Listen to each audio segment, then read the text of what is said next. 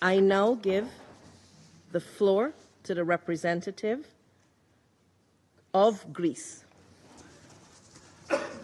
Thank you very much, Your Excellency, Madam Minister. I would like to thank Guyana for organizing this very important open debate. I also thank Special Representative Secretary General for Children and Armed Conflict, Ms. Virginia Gupta, Mrs. Sen Gupta from UNICEF for the briefings, and I also commend Sheila of CSO Briefing for her strong testimony. We would like to commend the continued work, effort, and dedication of the Special Representative of the Secretary General for Children and Armed Conflict and her strong engagement to the protection of children. We also thank UNICEF for the invaluable contribution. Madam President, UN Secretary General's latest annual report on children and armed conflicts paints a grim picture of violence and an erosion of respect for international law, including international humanitarian law and international human rights law. 2024 bore witness to an alarming escalation of grave violations against children caught in armed conflicts. Children are killed or maimed, often bearing the brunt of lifelong disabilities, in many cases by the widespread use of explosive weapons in populated areas. They are denied safe, timely, and unimpeded access to life-saving humanitarian assistance. They are recruited and used in the fields of war. Children are subject to sexual violence that is blatantly and systematically used as a tactic of war, as well as other violations of their rights to life, safety, health, dignity, education, recovery, and social integration. Equally alarming is the fact that killing and maiming, attacks on schools and hospitals, and denial of humanitarian access are mainly attributed to state actors, while non-state armed groups perpetrated in 2024 almost 50% of grave violations. Having reached unprecedented levels of violence against children is particularly true in situations in Israel, Gaza, and the occupied Palestinian territory, the Democratic Republic of the Congo, Somalia, Nigeria, Haiti, Lebanon, Mozambique, Ethiopia, and Ukraine. Madam President, Greece strongly condemns all grave violations and abuses against children in armed conflict. We are deeply concerned about the extreme levels of violence reflected in the detailed review of 26 conflict situations in the Secretary General's latest annual report.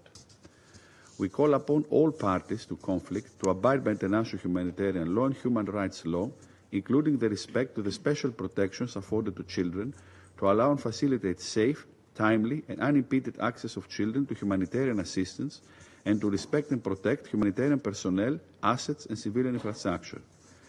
Greece welcomes the annual report as an insightful call not just for reflection on one of the gravest affronts to international law, but also for action in order to protect children from the devastating impact of wars.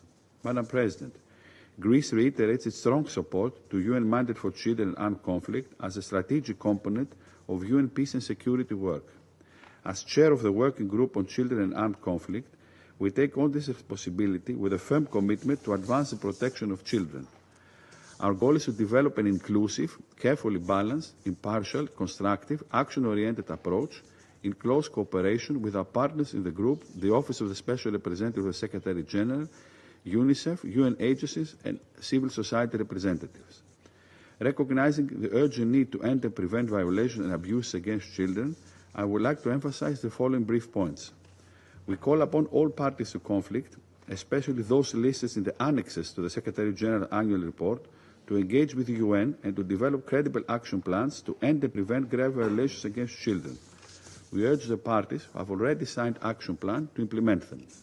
Greece stresses the need to hold perpetrators of grave violations accountable and encourage governments to undertake initiatives that facilitate relevant investigations and contribute to timely and meaningful administration of justice.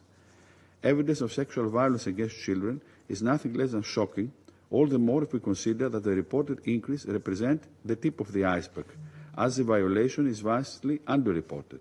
We need to ensure that parties to conflict take measures to end and prevent this violation, and that sexual and reproductive health services are provided to child victims. Greece commends the unwavering commitment of child protectors actors who, despite reduced funding and the scaling down of UN peacekeeping operations and special political missions, continue to deliver coordinated and effective action. Madam President, in closing, let me stress that this year marks 3 key anniversaries. 80 years since the UN Charter, our roadmap to a better future.